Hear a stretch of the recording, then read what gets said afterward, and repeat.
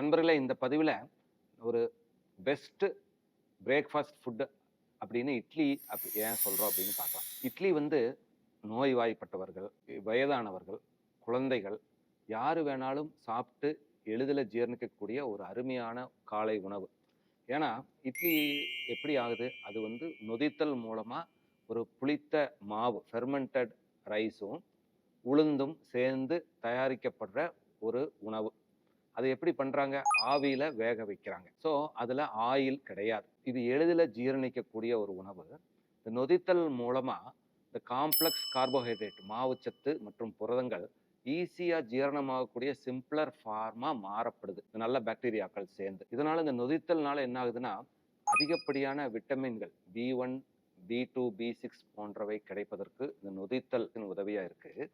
மேலும் இந்த நொதித்தல் மூலமா ஃபைட்டேட் போன்ற ஊட்டச்சத்து அப்சர்வ் பண்றதுக்கு எதிர்க்கக்கூடிய வேதிப்பொருட்கள் குறையுது. தாதுக்கள் மினரல்ஸ் அப்சர்வ் பண்றதுக்கான வாய்ப்பு அதிகமாகுது. மூணாவது, இந்த நொதித்தல்னால புரதங்களோட குவாலிட்டி அதிகப்படுத்தி நமக்கு தேவையான புரதச்சத்து கிடைக்க உதவியா இருக்கு. அதுவும் இல்லாம நம்ம அதிலேயே சொன்ன இது ஆவியில வேக வைக்கப்படுது. இதுல ஆயில் கிடையாது, உப்பு குறைவு, கெட்ட கொழுப்பு சேச்சுரேட்டட் ஃபேட் கம்மி. இதனால இதைய BP patient, heart patient, diabetic patient யார் வேணாலும் சாப்பிடலாம். இட்லி சாப்பிட்றதுனால, அதுவும் சாம்பார் காய்கறிகளோட சாப்பிட்டோம்னா ரத்த சர்க்கரை அளவீடு குறைவு.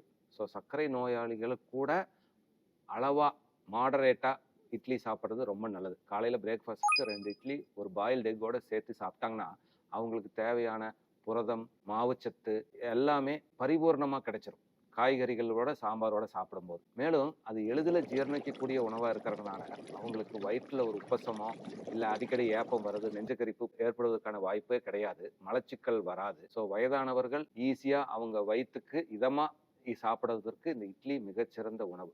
இந்த இட்லியோட தன்மையை உன்னியும் அதிகப்படுத்துவதற்கு நம்ம அரிசி மாவு கூட கொஞ்சம் உளுந்து அதிகப்படியாக போட்டோம்னா புரதத்தோட அளவு அதிகமாகும். மேலும் வெறும் அரிசியை வச்சு செய்யாம மில்லட்ஸ், சிறுதானியங்கள், ராகி போன்றவை சேர்த்துக்கிட்டா அதன் மூலமான சமச்சீரான உணவு கிடைப்பதற்கான வாய்ப்பு அதிகம். அது மட்டும் இல்லாம இட்லியை தொட்டுக்கிறதுக்கு பொடி, எண்ணெய், சட்னி போன்றவை உபயோகப்படுத்தாம அதற்கு பதிலாக காய்கறிகள் அதிகம் சேர்த்துக்கிட்ட சாம்பார் உபயோகப்படுத்திட்டா அதன் மூலமாகவும் நார்ச்சத்து கிடைப்பதற்கான வாய்ப்பு அதிகம். ஸோ இட்லி தான் ஒரு மிகச்சிறந்த காலை உணவு. நன்றி.